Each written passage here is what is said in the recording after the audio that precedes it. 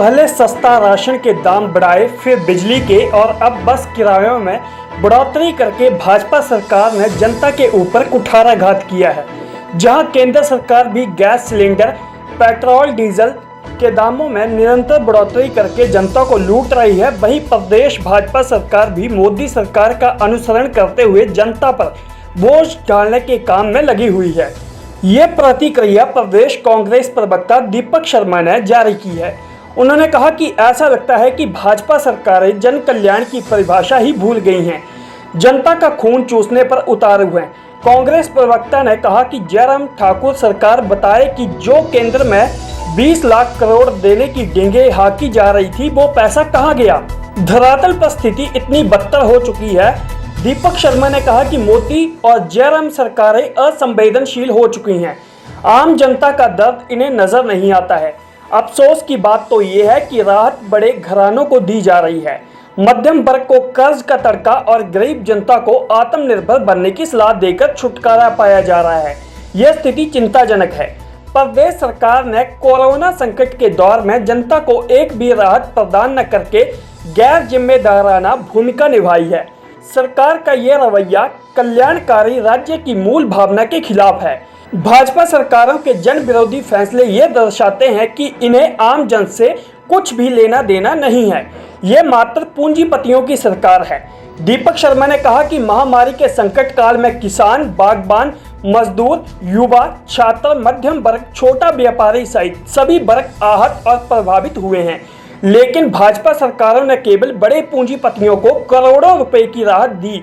बाकी किसी भी वर्ग को कोई राहत देने की बजाय मात्र जुमलों की घुट्टी पिलाने का ही काम किया है। कांग्रेस प्रवक्ता ने कहा कि इस विकट स्थिति को देखते हुए कांग्रेस चुप नहीं बैठेगी। जिस तरह पेट्रोल, डीजल के दामों में बढ़ोतरी के खिलाफ कांग्रेस सड़कों पर उतरी है, उसी तरह इन जन विरोधी फैसलों के खिलाफ विरोध दर्ज करने सड़कों पर कांग्रेस उतरेगी। हिमाचल प्रदेश सरकार द्वारा बस किरायों में की गई बढ़ोतरी जन विरोधी फैसला है। इससे पहले भी ये सरकार जन विरोधी फैसले लेते रही है। चाहे वो सस्ते राशन के डिपुओं की बात हो, वहाँ पर मध्यम वर्ग के लिए राशन में कटौती की गई, ऊपर से डिपुओं में सस्ते राशन के रेट बढ़ाए गए, बिजली के बिल बढ़ाए गए।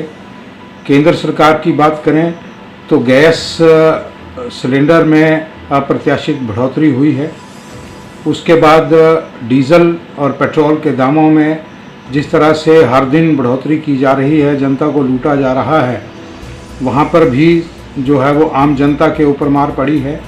यानी कि ये दोनों ही सरकारें, केंद्र और प्रदेश सरकारें, जन विरोधी फैसले लेकर जनता के साथ असंवेदनशीलता का व्यवहार कर रही है। कोरोना संकट काल में होना तो ये चाहिए था कि राहत प्रदान की जाती। आज हम पूछना चाहते हैं जयराम सरकार जी से कि आप ये 20 लाख करोड़ रुपए का जो राग अलाप रहे थे, वो पैसा कहाँ गया।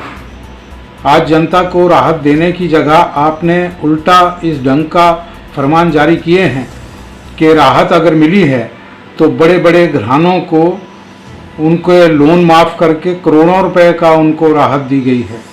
मध्यम वर्ग के लिए आपने ऋण का एक शगुफा छोड़ा है कि आप ऋण ले लो, उनको ऋण लेने की बात कहकर आपने पल्ला झाड़ लिया है।